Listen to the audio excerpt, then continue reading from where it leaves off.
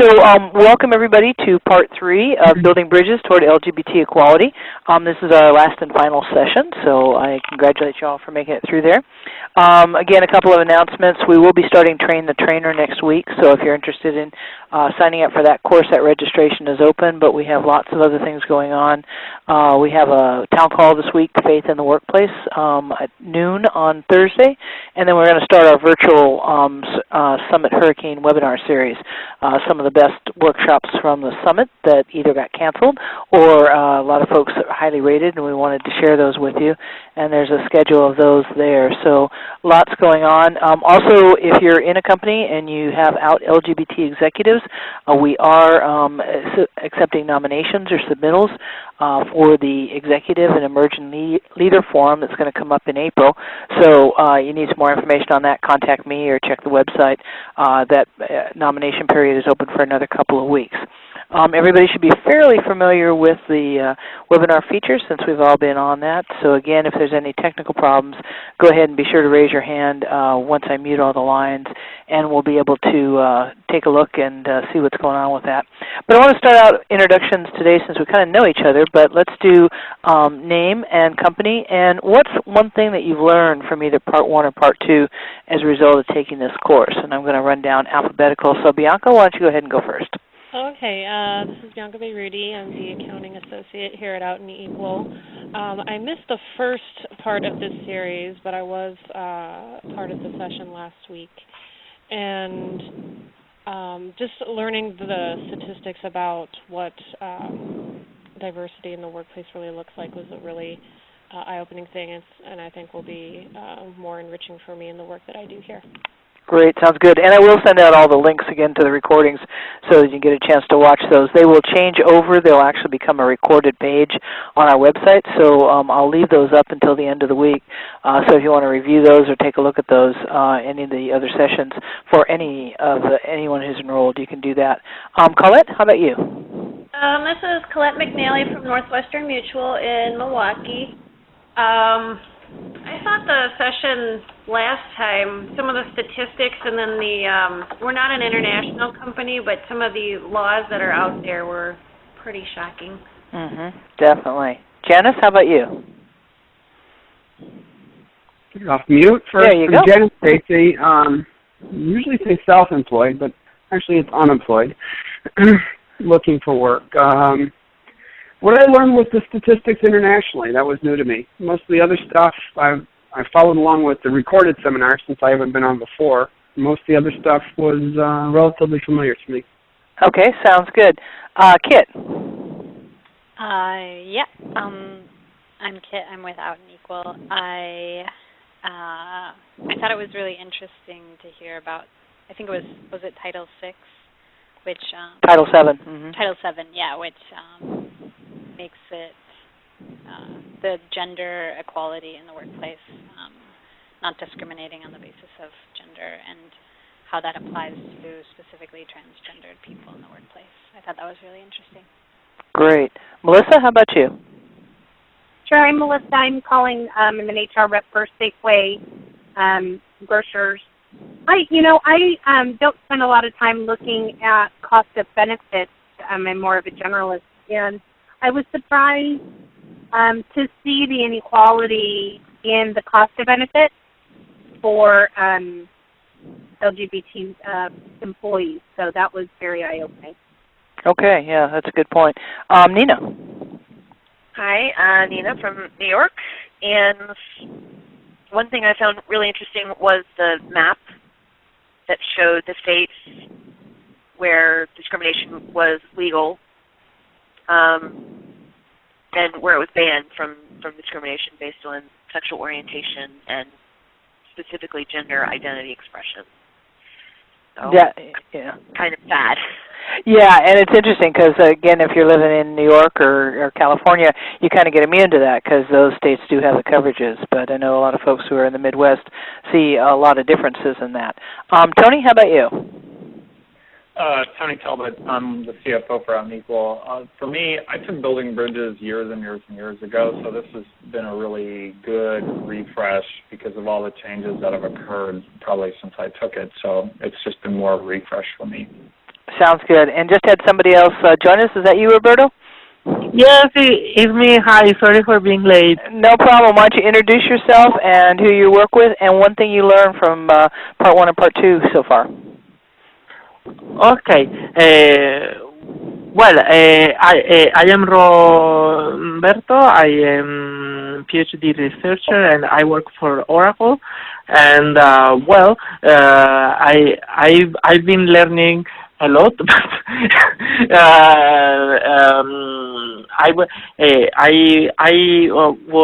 I was not aware, for example, of the existence of these groups within the companies that can be formed to dialogue with the human resource department.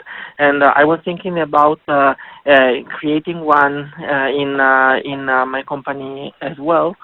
And I also learned a lot about the benefits that we can ask for in our companies, and I think that this is a good way to promote an internal dialogue about our existence and our needs.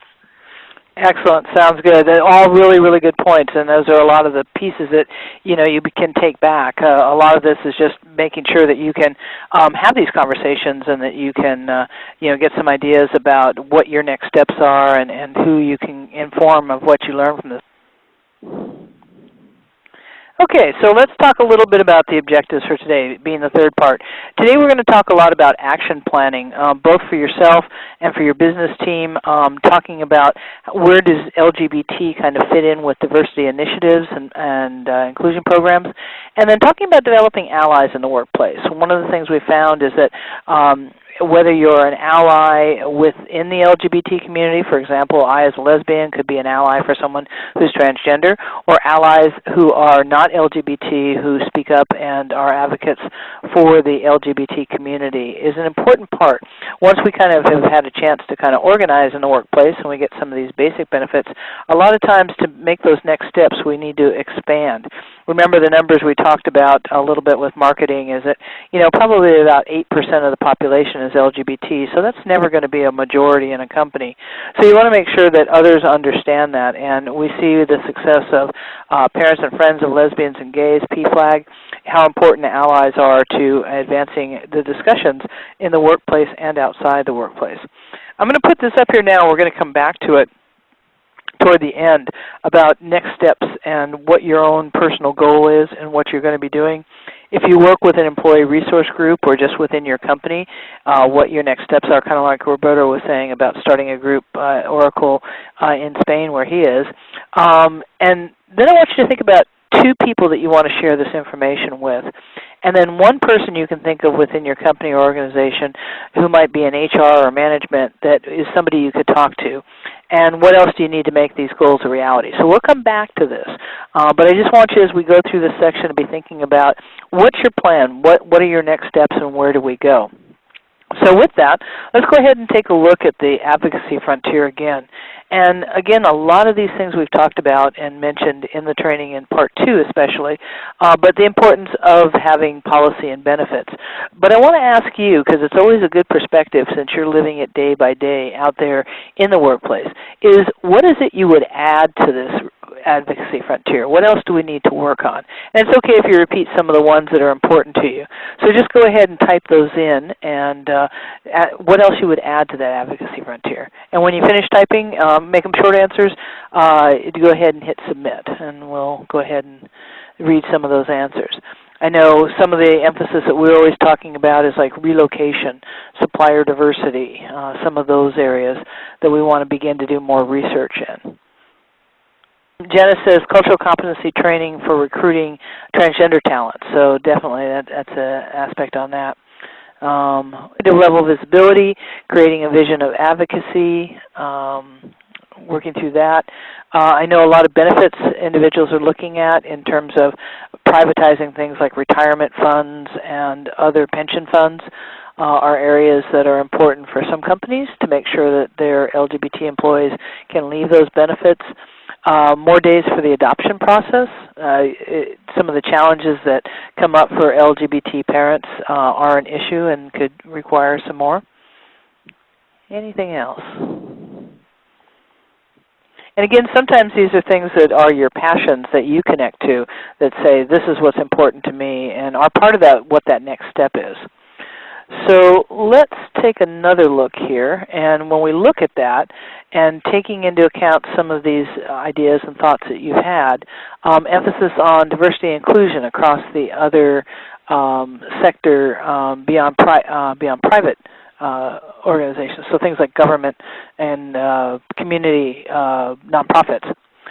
So let's take a look and see what you might pick up in terms of your most important areas that you want to work on. So from this list, pick 2 that are your most important that you think you want to work on in the workplace or would be next steps for you. And if you don't see what you want to work on there from our list or from the Advocacy Frontier, go ahead and chat in your answer for other things that you want to do there. And you hit submit, and we'll get the chart up there. And again, we start to see providing full benefit equality is fairly high up there for everyone. And there's so many benefits on that. Again, once the federal government, if we get rid of DOMA, that would be the hope, Defense of Marriage Act, that equal benefits would follow. But you figure that each one of those changes to those benefits has to go through a political process. You have to change the tax laws. You have to change, inheritance law. You have to do all those kind of changes individually. So the passage or the repeal of Defense of Marriage Act would be a good first start, but it's not going to happen the day after. There's still going to be a lot of work that needs to be done as we go through that. So it looks like number 1 comes out to be providing full benefit equality, about 75%. Next up would be marketing outreach to the LGBT community and getting non-discrimination policy in place. Then we've got 25% starting an employee resource group, and then kind of all about 12.5% domestic partner benefits, transgender health benefits, LGBT self-ID, and others. So again, kind of that cultural competency piece. So what we're talking about is you're starting the process of evaluating the workplace and taking a look at what's been happening and what needs to happen in your workplace. And I want to start out with a very simple tool that we use in the United States. And Roberto, Stonewall in the UK uses this as well. But there's nothing similar in Spain. But it's called the Corporate Equality Index, and it's a rating of the companies on how they're doing on a lot of these areas we've been talking about and asking about. So I'm going to ask another poll now for you to come in, and if your company is rated on the Corporate Equality Index, is it rated, and what's your score range? So if you know that, go ahead and select that. If you don't know that, or not applicable, as in the case of like Out and Equal, we're not rated in that, you can click that as well. And we can see some, you might not know that with the companies, and I do believe that, Roberto, that Oracle is rated. I just don't have those numbers in front of me here in the U.S., and so it's a good thing to know how the company scores are doing on that. Looks like we've got quite a few of us, because a lot of the staff is on this call, are not applicable. 25% don't know, and 12.5% are in the 80 to 99%, which means there's some work to be done. And that's been interesting this year because the number of 100% companies have dropped because they pulled out transgender health benefits as a separate category. It used to be kind of in that organizational competency listing of one of the many things you could do to get points on this 100% scale. And when they pulled it out as a separate item, many companies did not have that in place this year. So we see them dropping down into the 90s. But let's talk about this tool and how we can kind of use it. The Corporate Equality Index is here because there's still no federal protections. There's still 29 states that you can be fired for sexual orientation and 34 that have gender identity. And in this time frame, since the mid-90s, when this first discussion started coming up, when the Employment Non-Discrimination Act was first introduced back in 1996, corporations said, we need to do something. Our employees are not being protected, so we'll create, policy and protections, non-discrimination. We'll bring in domestic partner benefits. We'll start providing transgender health benefits. So corporations have done a great job in that. And what's happened over the years is they've created this tool of the Corporate Equality Index to rate American businesses on how they do with their LGBT employees. and it keeps everyone informed, and it's become a larger and larger item. In the first years, there was very few individuals who participated in this, but over the years, it's grown. It came out of a 10-point system that was created back in the early 90s, and then in 2002, HRC created this 100% point system that you can come up with. And they've done a couple upgrades. And what's great is companies have come along as they've made this a higher criteria. It's not just about do you have policy and do you have domestic partner benefits. It's done a lot more. So we can see in the criteria for 2013 that, and the report that just came out, is that companies that are in the report, 99% do have prohibit discrimination based on sexual orientation, about 84% on gender identity. Most have, 89% have partner health or medical insurance. Parity on soft benefits. Those are things like the adoption, time off, pension plans, those kind of areas that are considered the soft benefits for partners. And again, that benefits LGB employees is about 65%. Companies that offer transgender inclusive health insurance, 42%. This has gone up from last year. Organizational competency programs are things like training programs, management and inclusion, any of those kind of how do you improve your company if you're doing a survey, self-ID, those kind of aspects. 83% have employee resource groups, or they have a diversity council or a business resource group, whatever that name may be. And then positively engaging the LGBT community is about being able to go out and do pride events, to sponsor the community, to work on political issues in your community. And so you can see that the companies that are involved in this, which is about 688 companies, have a fairly high score. Most of these companies are Fortune 500 companies, and there's quite a few in the Fortune 1000. But what started in the beginning as only including sectors such as banking or technology, we now see manufacturing and gas and many other areas that were traditionally not considered to be LGBT supportive have gotten into this. And so this guide and looking at this information, it goes through all of these numbers. It talks about what the high points are, what's changed, what the trends are, so you can get a lot of education just reading through the report. The other thing I want to share with you is the appendix, and there's 3 different appendix to the report. Appendix A is, these are all the companies that have a 100% rating, and you can see as you go through, these are the criteria we were just looking at and how many points they're with. This minus 25 is if something happens over the year or the company has an issue that does not support LGBT equality. Probably the most current one that we saw was Target when their political PAC group gave money to a organization that supported a candidate who did not support LGBT, and kind of how they handled that organizational giving. They were hit with a deduction of, I think, 10 points, not the full 25, for 1 year as they kind of sorted that out. So it's also a way to say companies that aren't doing a lot of work. Now again, most of these companies do submit their scores, and what you're seeing in Appendix A is those that are rated 100% based on their own submittals. So they do the work, they turn this in. Appendix B is all companies, and you see here there's some of the companies that are in lighter gray. These are companies that are in different sectors that haven't submitted a score, and based on the inputs that you have, they have a score of 0. And so you can see that this helps you begin to say, well, what's going on with all these other companies? So this is a listing of all the companies that are in there. And then finally, Appendix C is the most important one, and the one I use the most, because it breaks it down by sector and industry. So here we have the advertising and marketing. It's the first one. Again, here's all the criteria across the top that you get scored on. And here's the scores. And in these, you begin to see they put the 100% first, and then they go all the way down the scale. So you begin to see, you know, like companies that might not have 2C as the transgender health benefits. This is why they have the 90%. You know, they might get partial points in some of these areas, so there's a whole lot of information there.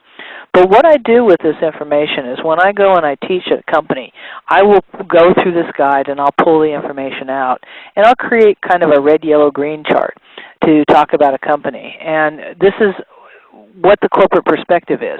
And competition is really, really important, obviously, to executives if you're talking with them.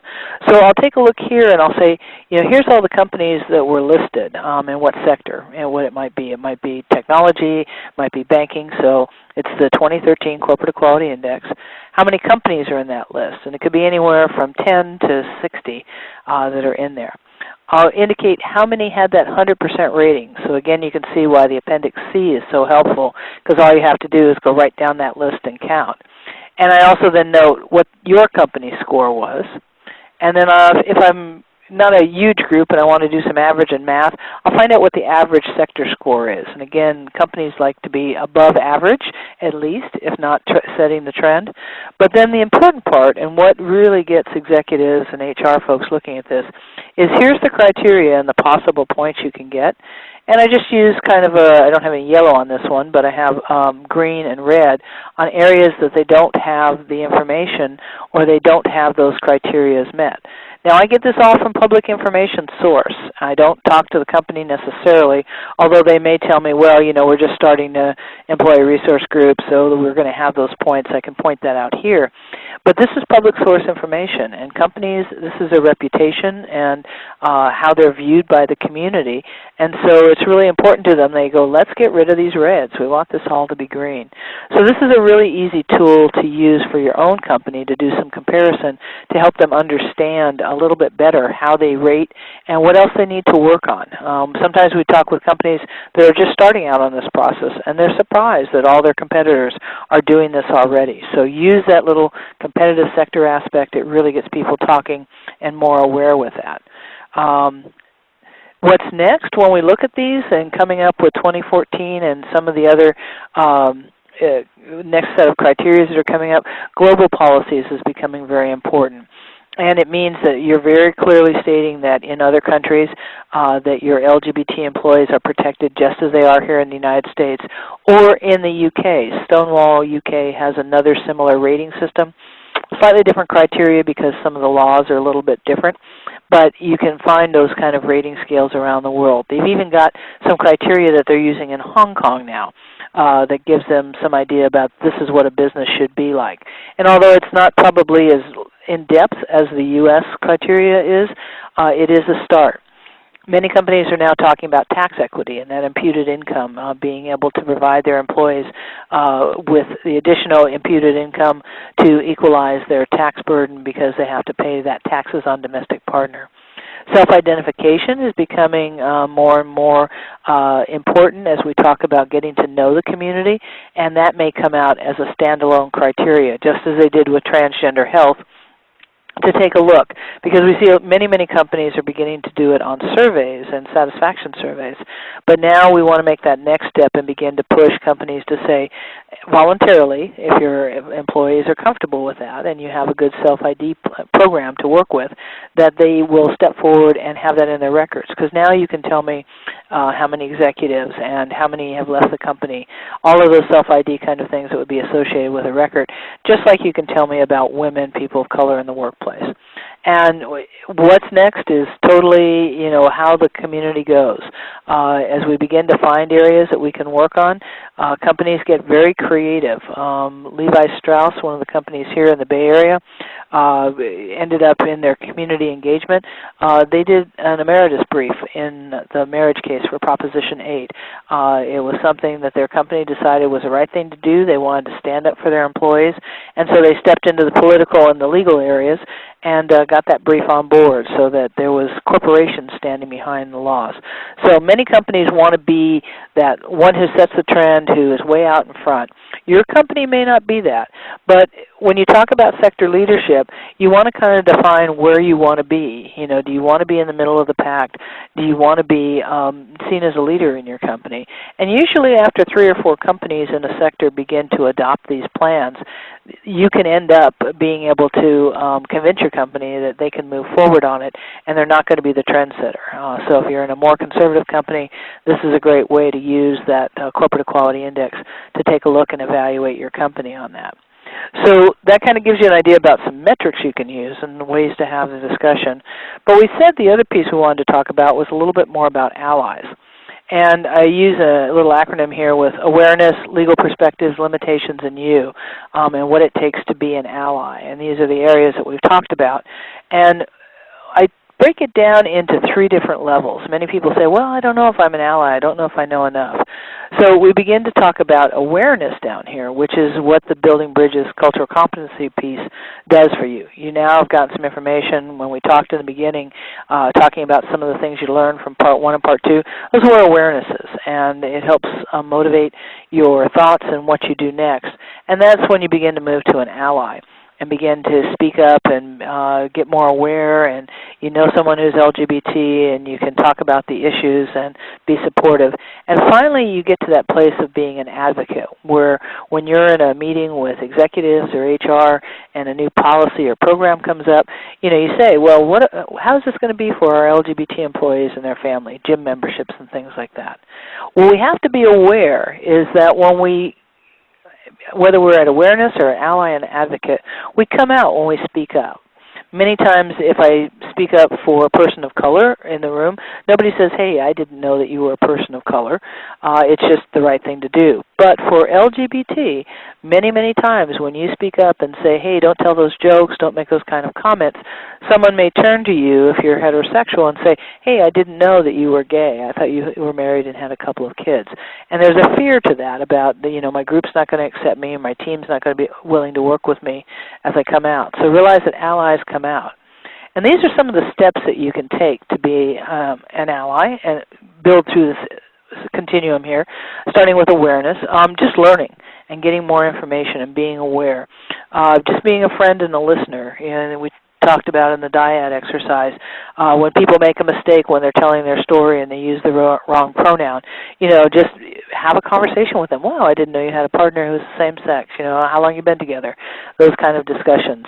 And then allies, you begin to get those opinions and you're willing to speak up. You've got the knowledge and the background to have those discussions, and you're working on your commitment to a personal growth. You're learning more. You're trying to find out, you know, what's the next issue? How can I help? What's my employee resource group doing within my company?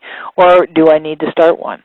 And you start to work to overcome any of the issues that come up so that each person is treated with respect.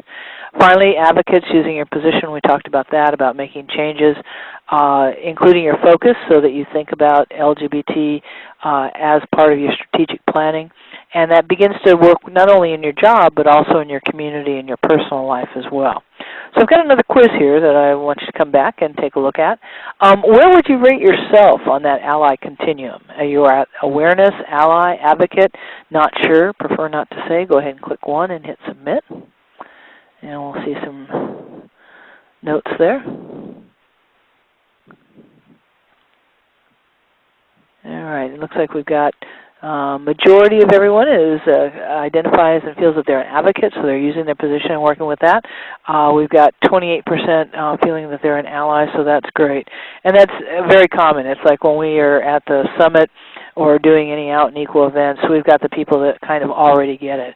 And so we're beginning to grow with that. We've got 12.5% there that are just at the awareness level. And sometimes we are. I mean, for many LGB individuals, gender identity is very new for them. And it's not something they've ever learned about. You know, we don't know everyone, and we don't know all the issues, and we don't know all the details. So for around gender identity, it may be at awareness, where you feel like around policy and benefit areas, you might be an advocate. So it's okay to move. This isn't a static, you signed up for this and you've got to be in that position for the rest of your life, because things are going to change and you're going to learn more. I know that in my capacity in training is I get to kind of be the library and learn all this new stuff, but then I take on that responsibility of passing it on to our staff as I read articles so they can keep up, because they don't have the time to be able to do the same things that I can do. So what impact do these allies have? And this is a study we've looked at a couple times, the Degrees of Equality report. It does talk about that allies in the workplace, who's the most important people if you are LGBT? And coworkers are the highest rated. You can see here that 37% of the respondents felt that coworkers had the highest impact on their job satisfaction, how well they did their work, the environment that they live in. Direct supervisor, pretty close there, 36%. And then we see, as you kind of get further away from the day-to-day work, senior management, other LGBT employees, customers and clients, subordinates, and human resources. So the people that you work with every day can make a difference in that engagement and that putting it all together in terms of how comfortable I feel, how willing I'm to be out, and an ally speaking up for me when an issue comes up. So I want to put this kind of all together, and we're going to get into kind of the interactive part here in a second. We're going to look at another one of our scenario exercises. And what I'm going to do is I'm going to play the scenario clip, and so pay attention to kind of what's happening in the clip. You can turn the volume up on your computer so you can hear that. And then when the video is over, I'm going to put some screen captures from that video on a slide that's up, and then I'm going to kind of call on folks and ask them kind of, what do you think's happening? What's the reactions to people in this environment? And this particular training is called the Office Party, and it talks about what happens when Kevin brings his same-sex partner to the office party for the first time.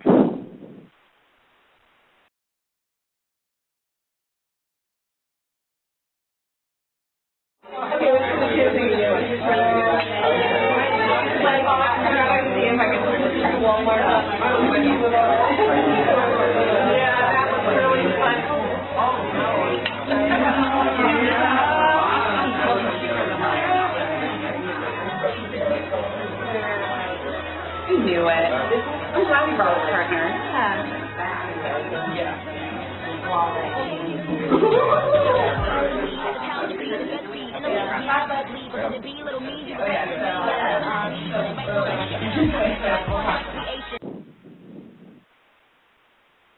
Okay.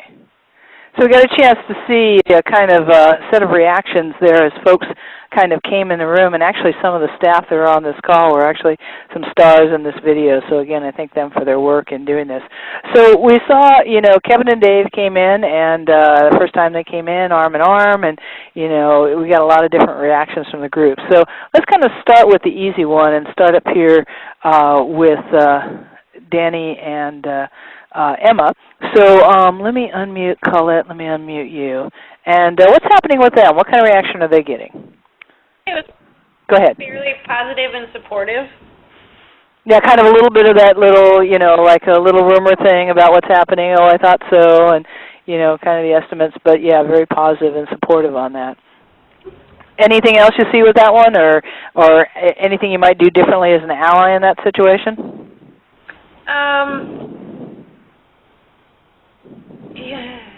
Yeah, because it's such a short clip, I don't know. It kind of started to be a little bit of a rumor, but like I said, the other comment was, yeah, it's great they brought their partner. And so to me, that kind of toned back the gossipy, tone that it was going in. So yeah, I don't know if I would have. Very, very positive effect with that. Great. Let me go ahead and mute you again there, Colette. Okay, so let's look now at the second one here. This is Scott and Michelle. And Janice, why don't I ask you to talk about that one? Go ahead. What's happening? You off mute. There you go. Right. It looks like the one person knows and is welcoming the other, and the other person, don't know her name. She doesn't look very happy.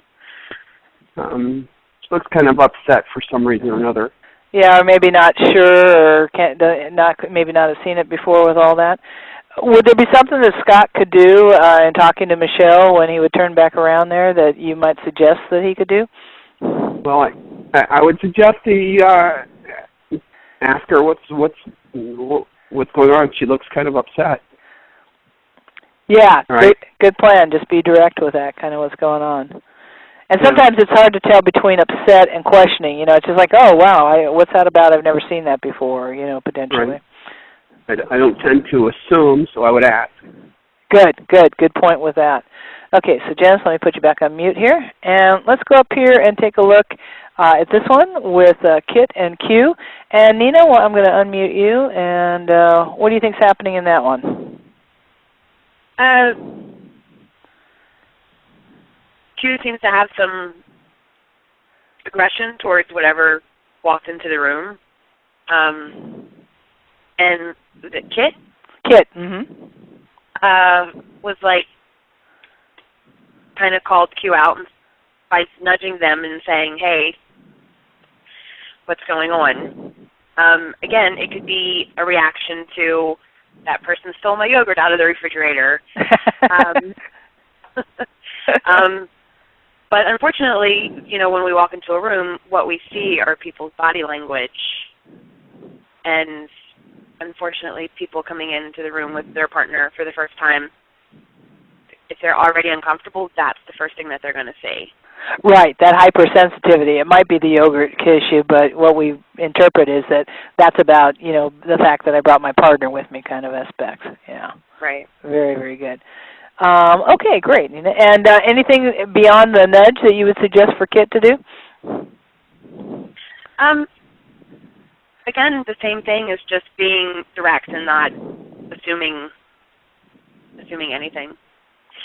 And by leading by example of, this is behavior that I'm going to present, and be very clear about my positive feelings for it. Kind of just follow up with it, because Q kind of came out of it and then went back to the discussion kind of after that. But, yeah, a little follow-up discussion and, say, what was that all about? So, yeah, good ally kind of work with that. So that's great. Okay, let me put you back on mute here. Let's see. Bianca, I'm going to bring you up on this last one here. And so what's happening in this particular group? We've got Pat and Nancy and Julie and Teddy in that picture. Mm-hmm. Well, Pat and Nancy and Julie are all smiles, and the look on Teddy's face registers with me as kind of a very judgmental look. And very similar to the other looks we've seen, like with Q and Michelle. Just there's obvious discomfort with what is being seen, and there isn't really a lot of engagement on the part of the other three with him to sort of check in about why he's reacting that way. Like they're kind of immersed in what they're seeing and sort of happy for this couple that just walked in. So that's what I observe. Great, yeah, and I mean, it is one of those things that maybe that's a good awareness as an ally of watching kind of other reactions and people coming in and being aware. If this was the fifth or sixth time that Kevin had brought in his partner, it might be a little bit different on that. But yeah, good way to kind of just keep an eye on what's happening, to be more that advocate position. So. Okay, let me mute you back here. Tony, let me unmute you. And what do you think Kevin and Dave are thinking of this? Oh, well, unfortunately, Pat, I have no volume. I have no sound. Oh, okay. I played with it. So they just look very happy. They're good. And I'm sure they can probably read the same body language that anybody else in the look. So, but they seem happy because they're together in that environment, which is maybe a huge step for them. But at the same time, the smiles back from people will be engaging, and the frowns will put them on alert. And I didn't hear any volume at all or anything anybody said, but you can just look at the faces. Exactly, and it is that hypersensitivity, because it is a big coming out moment. This may seem nothing more to someone who hasn't been in that spot than just a quick, well, they're coming to the party and they're coming in, but this could be a significant moment, even impacting, do I stay in this job, and I'm willing to be out, and if there was a more negative reaction or somebody said something, that might be one of those deciders. Remember we said why people leave is they don't feel comfortable being out in the workplace, so that's an important part. So good point, Tony. So good with the body read without the sound of that. All right, so let me meet you back there. And now what I want to do is I want to kind of recognize how we're being allies. And so not necessarily thinking about the video, but I want you to think about sometime that you've been an ally and what that looked like, and do a quick story on that. And Roberto, I'm going to start with you on this one to kind of tell a quick story. When have you been an ally for someone who's LGBT? And so you're unmuted. Go ahead. Should I invent when I was an ally, or because I always been an activist? Should I? But as an activist, you've still been an ally to say a lesbian or to someone who's transgender or bisexual. Oh, okay. Well, well, seeing in this way, well, for example, in Naples 10 years ago there was a political campaign, and there was a lesbian candidate, and really in Naples, in Italy, gays and lesbians still have separate place where to go. We are not very united when we have to socialize. But I try to help this lesbian candidate by organizing meetings and inviting all my gay friends and gay association, and even if maybe from in USA this should seem very nice, well, in Italy we are not that further, no, like in USA. So 10 years ago, it was quite important that I was able to join together gay, lesbian, and I wasn't able to reach, for example, transgender and transsexual person from my community because they socialize within themselves too. So I say that in my native country we should work more on this aspect of build a sense of community within lesbian, gays, and transsexual, transgender. Perfect, and that's a great example of getting people together and working together on that. Let me put you back on mute. And Melissa, how about you? What's a situation where you felt that you've been an ally? Go ahead, you're unmuted, but you might be. There you go. Gosh, a situation where I felt I've been an ally. I guess just I worked in our training center before I was an HR rep, and I always made it a point just to go to our employee resource meetings and to make sure that people who wouldn't necessarily have had access to know the calendar for those meetings knew when those meetings were. And it was kind of interesting, to your point. I did have someone say, hey, you sure talk about that a lot. Everybody's going to think you're gay. And, okay. I said, you know what, I'm okay with that. Because, I don't care what the thought is. What I care is that the people who want to go to the meeting can go to the meeting. Got it. Good point. Yeah, that's excellent. That's a good way. And sometimes just your presence, just that you're willing to be at those events and being able to speak up, when these situations come up, people are amazed. And if there's LGBT folks in the room who don't feel comfortable enough speaking up, they take note of that. So that's really well appreciated when you're not the one who always has to bring it up kind of situation as someone who's LGBT. That's great. Okay, let me mute you back there. Kit, how about you? Let me unmute you. A situation where you've been an ally. Yeah. So I was thinking that I did a performance art piece when I was in college in the center of campus, and it was near Valentine's Day, and part of the performance art was to engage with the people around who are walking around the Diag, which is like the center of campus.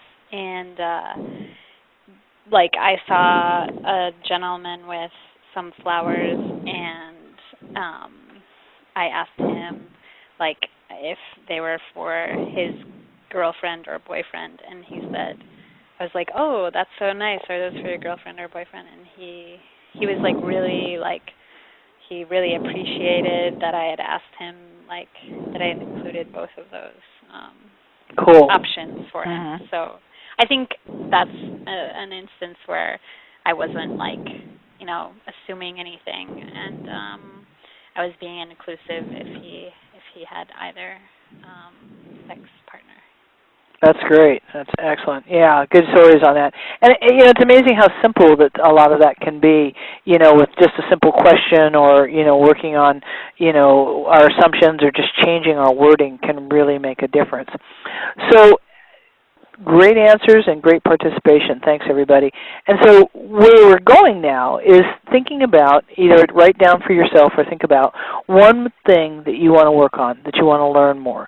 Are there aspects in the legal perspective that you want to learn about? If you're, in a place where the laws are not conducive or your company doesn't have that, what are the limitations? Do you know, are you sure about all those criteria that are in the Corporate Equality Index? Do your company's doing all that? Sometimes HR doesn't know or realize that you are haven't passed that, or you haven't changed the wording in that so it doesn't say husband or wife, it says partner. So that's an area that you can really encourage organizations to work. When President Obama came into office in 2009, he told all the federal agencies that they wanted a complete review of all their forms and everything they do and make a report about what is and isn't inclusive and figure out what they can change. And a lot of the changes we've seen over the last 4 years in things like housing and urban development, of being able to use their benefits because of the fact that you are a caretaker of a child, isn't in violation of the Defense of Marriage Act, because you're talking about children and family, and so we've been able to get more benefits. Changing the passport requirements, that if you are married and have a same-sex partner, you can change your name as a result of that. If you're transgender, you can change your gender identity on your passport. Those all came from that one simple, let's look at our policies and benefits, what we can do. Now, obviously the government still has a long way to go because they can't provide domestic partner benefits, but they're trying as much as they can within the law right now to do that. And when you look at what you're going to do, the you in that, think about what you're going to do with your team. How do you get the word out? How are you going to share this? Who are you going to share it with? And how can you help people make those assumptions when they talk to each other or talk to a customer? What might change in a script that you're using that might, make it clearer, just like Kit did? Let's ask the question so it's inclusive, so that someone who's LGBT either doesn't have to give you the wrong answer or correct the individual from your company who's doing that. And that ultimately helps to improve the service. And we want to talk about developing accountability and a follow-up action plan. So let's talk a little bit about action planning here. And these are just some high-level steps to action planning. You want to kind of determine who the key players are.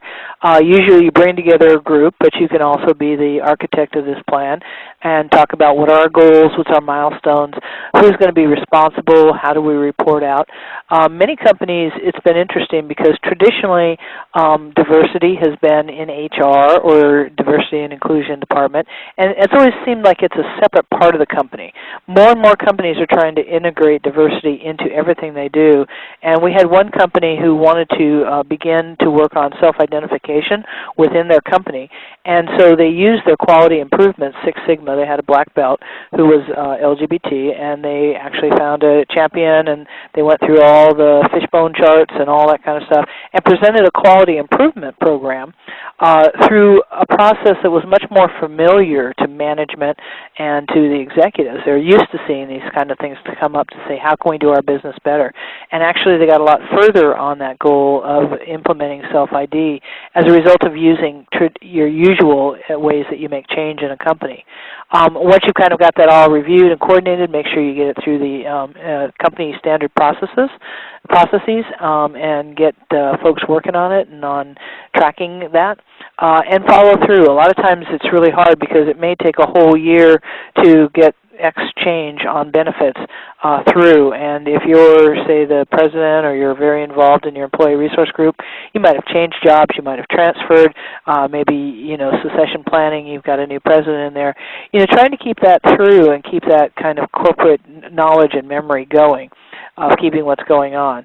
And then make sure you celebrate a job well done. We've got lots of opportunities during the year, in June with Pride and in October with Coming Out Day, to be able to celebrate what changes we've made and making a list of that and how it impacts people. And many times a panel is really, really helpful to say, this is what this change meant to me. Here's how it impacted my life, and here's what difference it's made for me as I've begun to go through the next part of this. So what we've got now is we're back to that next step discussion slide where we were. And so what I want to do is kind of think about this for just a minute as I'm kind of setting this up. And I'm going to call on 2 or 3 of you to kind of talk about what your thoughts are and what your plans are. And again, I'd like to hear more than just kind of the, I'm going to change the company and we're going to all sing Kumbaya on the next Pride Day. Really think about, what are those clear steps and what can you work on? And Colette, why don't I bring you up on that one and let you answer this one here a little bit. So just kind of, talk through what you've been thinking about and what's next for you. At our company, we are just starting an ERG group, and so we're still within our first steps. We have about 4 people or so trying to take charge and working with our D&I, and we're doing what we call a town hall meeting. So we're going to recruit other people that would want to be on this steering team, and then March we'll start with our 10-person or so steering team to then map out what this ERG is going to look like, and then from there, the 1-year, 2-year, 3-year goals, our metrics, all that stuff. That's what the steering team is going to find out. All right, that's great. Now, is there some key people that you're going to share this information with? Can you think of a couple? Oh, yeah, we have a D&I contact. Her name's Monique, and so I'll probably take a lot of this stuff back, try to organize thoughts, share it with Monique, and then the other, like I said, there's about 4 of us or so that are trying to be the beginning stages of the steering group. I'll take it back and share it with that group. Excellent, sounds good. And have you already kind of identified who that champion might be? Like our executive sponsor? It's so funny, we say we're in the dating process, but yeah, we do have someone we've met with once or twice, and since we put the cart before the horse there a little bit, but we did identify, and so though we're not an official steering group, I think we're going to go with one of our vice presidents, and he seems very supportive and on board, so I don't see why we wouldn't go with him still. And it's interesting, we've learned something kind of globally as we've done this work, is in the United States, usually companies expect the group to come together, kind of form themselves, and then they bring it up to HR or management to say, well, we're ready to go, let's go. Well, what we found, like in Central and South America, the expectation for the employees is that management or HR will create the group and create the structure, and then they will come to it because then it's officially sanctioned. So again, if you start thinking about how do you handle this globally or in other parts of the country. Now, Colette, do you have folks you have got a lot of different people in different places, right? And what level are you talking about organizing this group? Actually, our home office is here in Wisconsin, and we have 2 locations. So, we're still trying to work between 2 campuses, get our home office, group together, and then we have financial reps that are all over the United States, and then that's kind of going to be, whatever we'd call phase 2 or even further out, and trying to get, our field maybe to get some kind of a steering group together, and then when they come into town for our annual meeting, we can all get together and collaborate and share ideas. But, so for now we're just going to lead the charge from home office, and then we'll kind of worry about our recruiting and our financial reps after we get our stuff together. Sounds good. Is there any specific things that you can think about that you need in terms of to make all this happen in your timeline?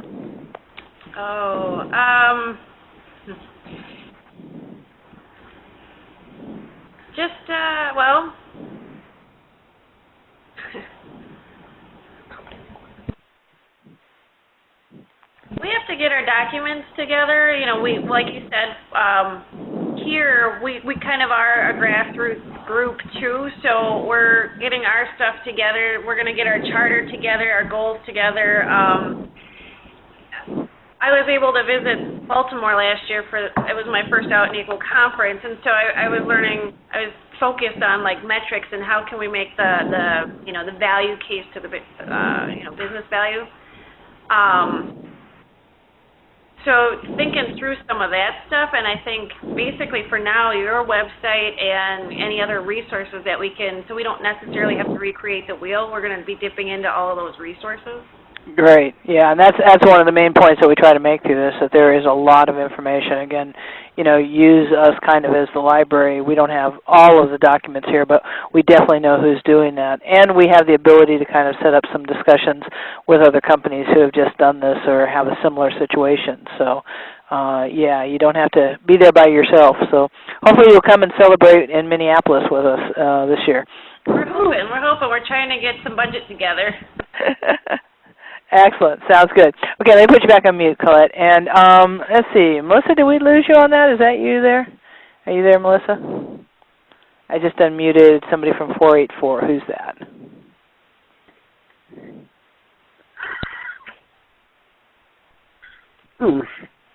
Not sure. That's me, Janice. Janice, there you go. Gotcha. I had two folks drop, and I wasn't sure who was it. So, Janice, how about you? Talking about what's your next steps? What are you working on? Well, I've been working on a number of years. I've been working on trying to improve the employment situation for trans people. I did go to SHRM and shared information with them, which has been shared with, among other groups, the Transgender Economic Initiative in California. I'll keep doing that kind of thing as I go along, but that's sort of in my nature. So my next step is trying to get corporations to where they understand how to talk to people when they're interviewing us, instead of trying to assume. There's questions they can ask, there's questions they can't ask. How do we get past that somewhere in the employment process? A person's gender history or the fact that they're married to somebody of the same sex comes out someplace in the employment process, and it can be a hurdle to overcome. How do you overcome that?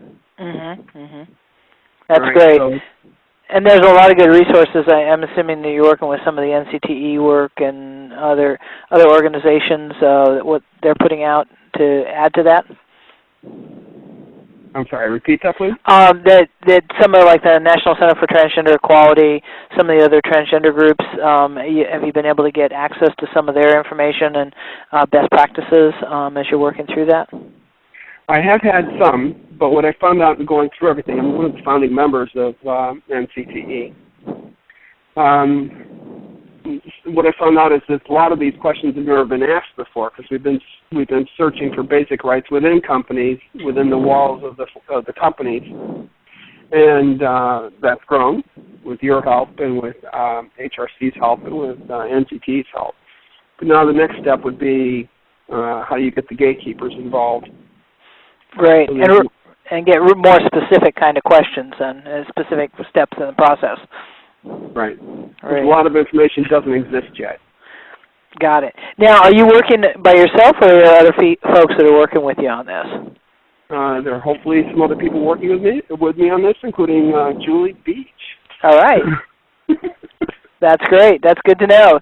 Yeah, our Career Link, Julie runs that part, and we're trying to get more of that.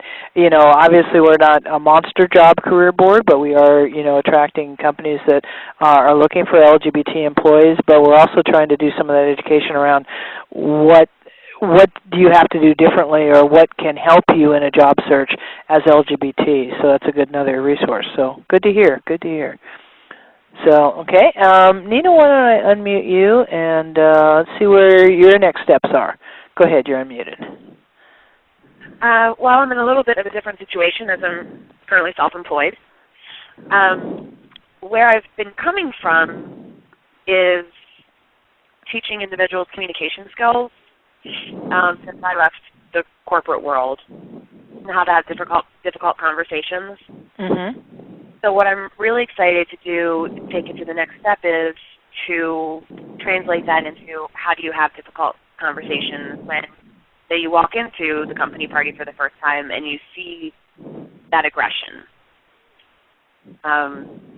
Or someone makes comments to you, how do you deal with that?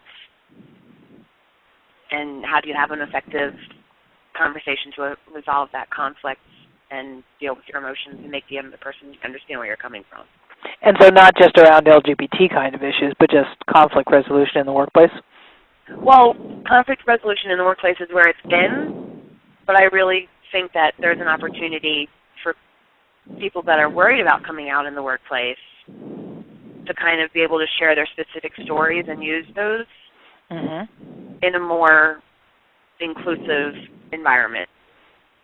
Definitely, definitely.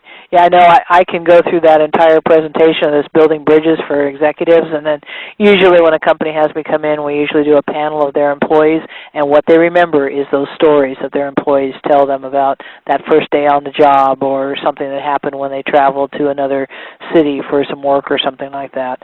And that's what sticks with them in terms of that momentum to change and have some actions. So are you working by yourself on that, or you got some other folks that you're working with?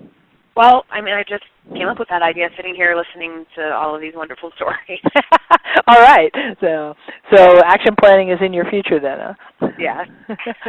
All right. Thanks, Nina. And Roberto, let me jump in and grab you. You talked a little bit about already wanting to do some work around starting an ERG, but is there some other specific steps that you're thinking about? Well, I was thinking about arranging a workshop and a training within my company, because I saw that we have a lot of mandatory trainings about gender equality between men and women, but we have not even an optional training about sexual diversity. So I think we are really missing this opportunity. We have missed this opportunity until now. Excellent. Now, is there a champion or someone in HR or management who you could take that idea to and talk to that you already know?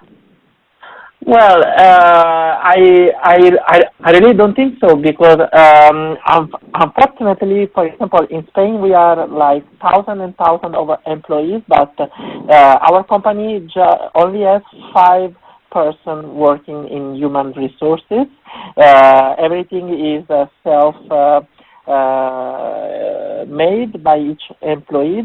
We use a lot of applications. So I could virtually speak directly to the director of the human department, because there are only 5 persons. One is the director and the secretary and 3 assistants. But anyway, I've been talking with my direct manager. I'm speaking with the Lambda group, that we are an LGBT group inside the company at an international level. So in the USA, I know that they are organizing a lot of things, prize supported by the companies.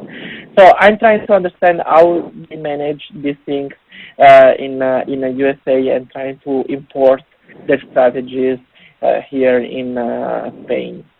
Great, excellent, good work, and be glad to help you with that, Roberto.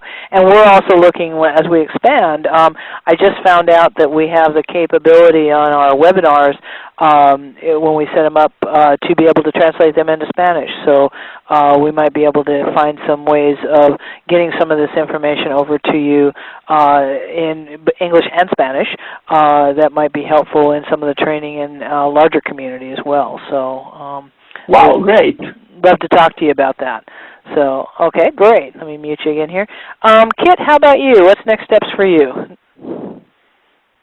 I think that my next steps, I think that specifically like being an advocate to the asexual community is something that I've come to have an interest in, and you know, not making assumptions about anyone, you know, either like want for a partner in life or want for like specifically a sexual partner. So just being aware of that as I go forward, and being aware of that community as a part of the LGBTQIA. As you add more letters, right? Yeah. So that's something I'm interested in doing. That's great. I understand. I was creating change is put on by the National Gay and Lesbian Task Force, and they just finished their big conference. They were in Atlanta this weekend, and I understand that there were several workshops on asexuality, and there were a couple of asexual community groups that met as well. So it is a growing community that's having those discussions. So I always feel good that we've already got them on our chart. So, but definitely, again, more discussions in the workplace as people understand what that means. That's great. And Bianca, how about you? What's next for you? I've I think a good next step for me, like to continue sort of broadening my knowledge of how to create LGBT inclusive and equal workplaces as the Train the Trainer workshop, actually, to have sort of develop my own personal approaches to gathering information about equality in the workplace and being able to share that with other people. I think either on behalf of Out and Equal or just in my day-to-day conversations, just be able to engage in those kinds of conversations with people would be a good next step. Great, sounds good. I know my partner Sharon, since she hears all this when I come home in areas like that, we do suddenly she read something the other day and she goes, "Oh, I can't believe they're doing that." And it was something about, some benefit or some right.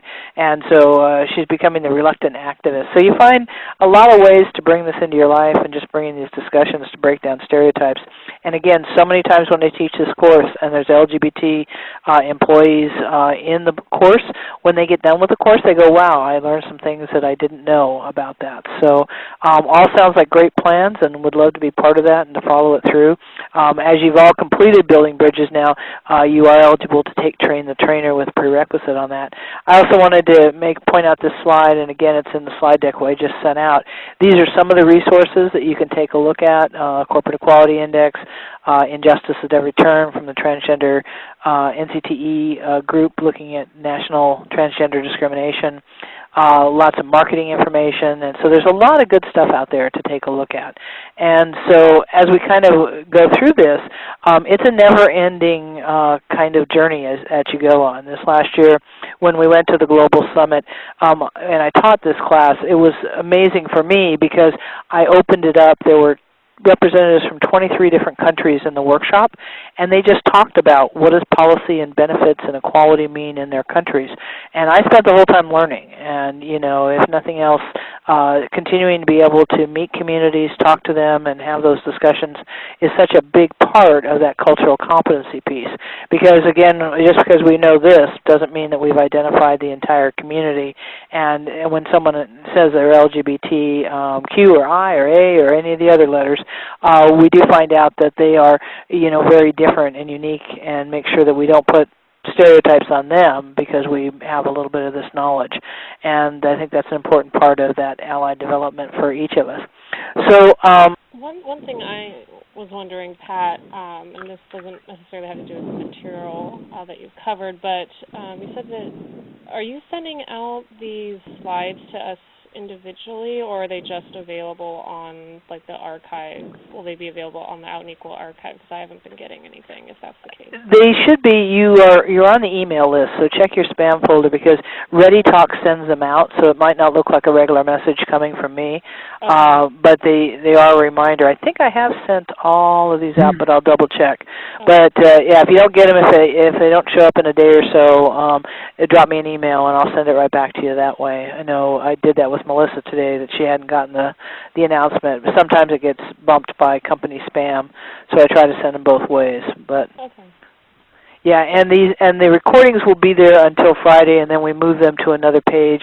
They'll be on the website. But since you've taken the class, if you want the link to that in a couple weeks, that's great. And we just ask if great to have the discussions, but again, kind of proprietary information. We'd ask folks to register for the course if you want to share them with a group or things like that. But again, come talk to me because primarily our mission is to get this word out. Okay. Any other questions? Pat, I had a question about the Equality Index. Okay, go ahead.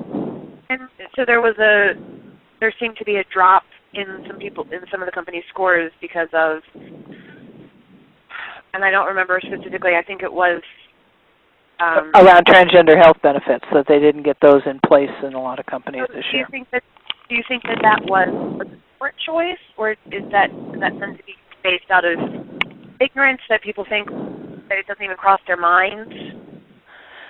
My sense in talking to most of the companies, very few companies that are up in the 80-90% levels, are deciding, they're not taking that step to say we're not going to provide the benefits.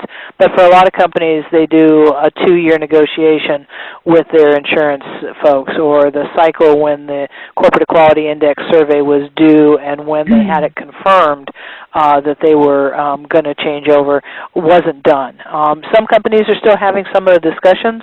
I've talked with several companies who say, we as a policy don't do cosmetic surgery. So now their employee resource group folks are educating them that, the WPATH standards are a standard of care for transgender individuals who are transitioning.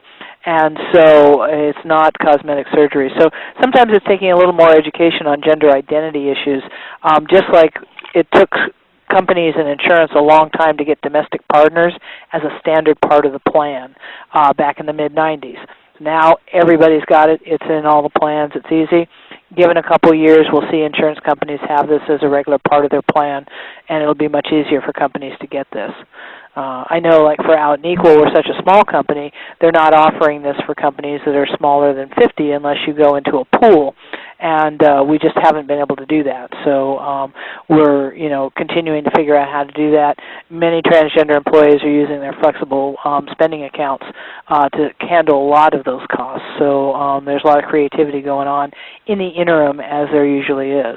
So, but my sense is that companies that have gotten this far in the process aren't saying no, they're not going to do it. Thank you for expanding on that. Great.